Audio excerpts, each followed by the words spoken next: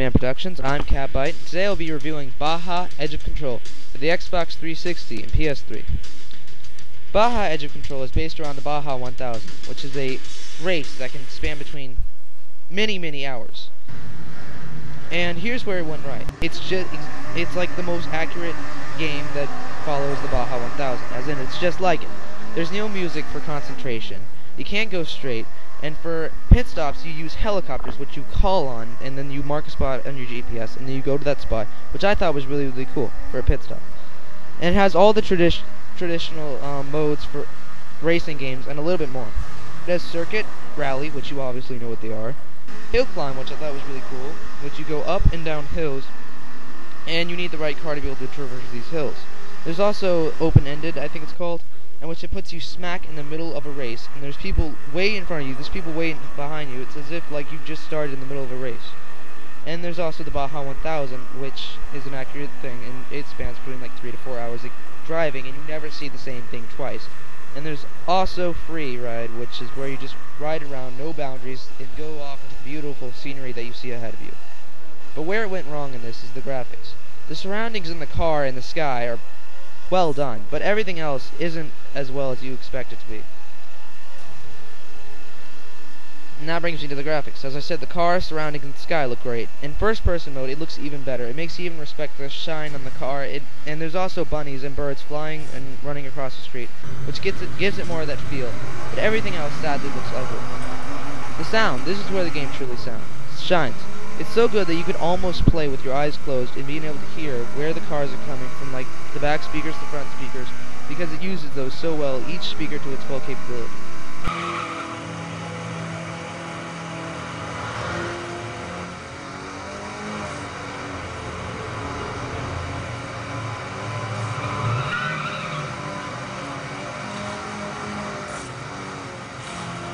The gameplay.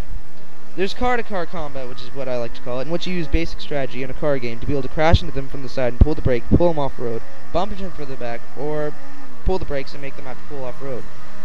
But sadly, the AI is way too smart, and if you try and pull these tactics once, you'll just be left in the dust. Also, I really like the physics system, in which, like, if you bump into a wooden fence, and there's a hill right beside it, pieces of the fence will roll down the hill, which makes it more realistic.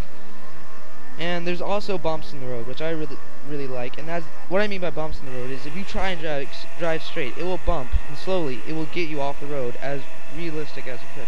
And there's also a sponsorship thing.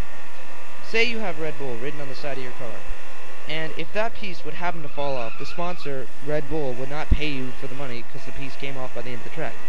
There's also customization, which I thought was really nice. It's basic customization, but still, it has a lot of pieces that could be bought, but it generally changed the look of your car, kind of like other games. Sadly, these cool things like sponsorship and customization and many other things aren't presented as well as you want them to. They aren't as user-friendly either. Like maybe with the sponsorship, it'd be probably fun if you could choose your sponsor and be able to choose the placement of where you can put them, and depending on who's giving out more money, but sadly you can't. And also, the game goes for a more real approach than other games. How does it stand up to others in its genre? Well, it's great for full fans of racers because it has every little button, everything that you could ever want, different control schemes, and there's one cool control scheme in which you control the gas by pushing forward on the right stick, and for backwards you push backwards on the right stick. And there's also multiplayer, 4-player split screen, and also multiplayer online. And in split screen you can play every little mode, and on multiplayer you can play every little mode, including the Baja 1000. Here's the really cool thing about any mode in multiplayer online. Say you're playing the Baja 1000, and it's taking 3 hours.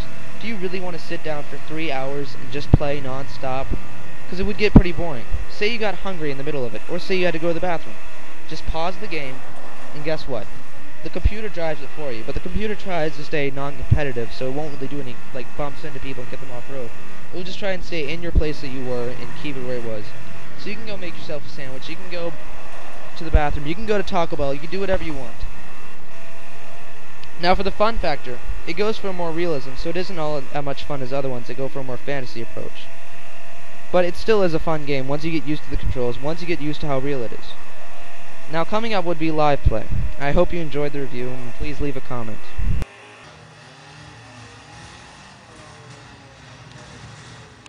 Hello, I'm Catbite, and this is Live Play for Baja Edge of Control.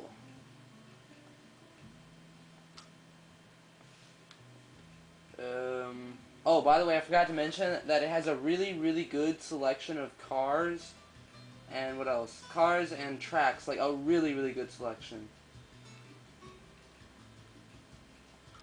And there you go, pick a... Like, it has a lot of cars, and like it has more than just what you see right now, and like for each class it has a whole lot of.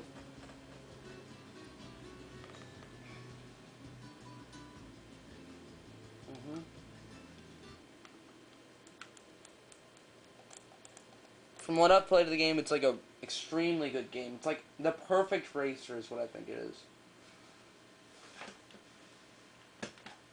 And it's created by the same people who did NX versus ATV, I think. MX, I don't know how the title goes, but it's something like that. This is their first car game, and I think it's pretty much worked out well.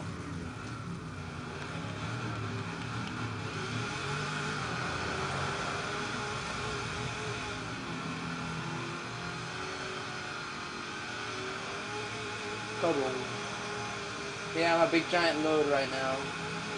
You know, for more fun, I'm gonna put it in first-person mode. Even though it's hard to do, I still love it.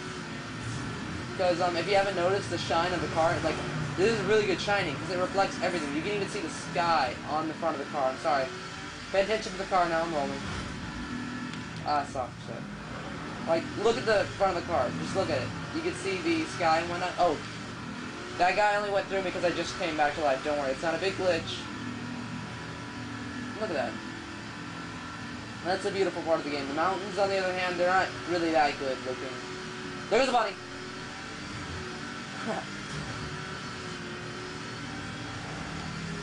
Whee! Okay. You got it, huh? Whoa. Boom. Whoa. Shit. Ah!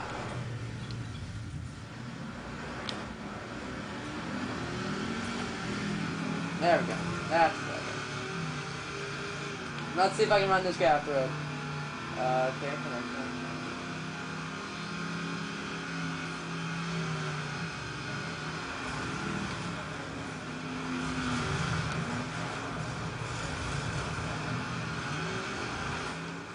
I can't do it.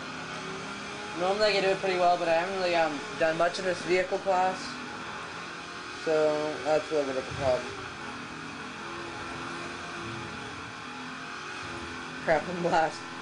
That's what you get for trying to pull people off the road. Never do that, okay? It puts you dead in last. Unless you're like playing like from the easy level. In the easy levels you start off with a buggy. So if you're doing it on a buggy, you'll probably succeed. But here you will not. By the way, you start off with a buggy and you end up with a trophy truck. I don't know if you know that, but that's how the real Baja goes. And you try and earn enough money. Frick.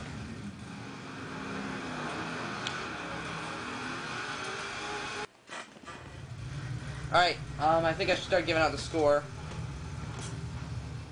Let me go get him.